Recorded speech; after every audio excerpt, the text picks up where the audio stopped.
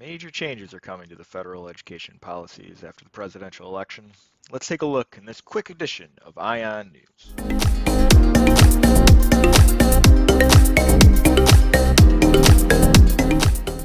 So this week, Trump announced that he would move forward with closing the Department of Education and directing responsibilities of ed back to the states. Another thing I'll be doing very early in the administration is closing up the Department of Education in Washington, D.C., and sending all education and education work and needs back to the states. We want them to run the education of our children. So let's just take a moment and look closer at the Department of Education. The annual federal budget for the whole nation each year is around $6.75 trillion. Now, most of that money goes to Social Security, healthcare, Medicare, national defense, other things like that. The Department of Education only makes up about between 2 and 4% of the entire federal budget.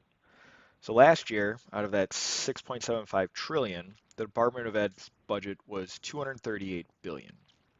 Now, of that 238 billion, 74% of that went to the Office of Federal Student Aid, which makes sense. We spend over $115 billion on the Federal Direct Student Loan Program in 1 year alone.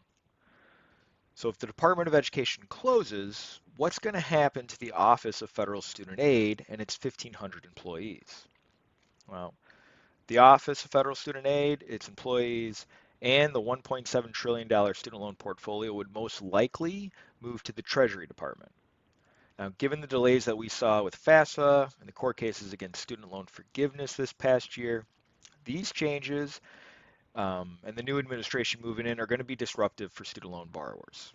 This is why third-party servicers like iIntuition are so important, especially for colleges and student loan borrowers. We help navigate those changes and clear up any confusion so everyone can find success.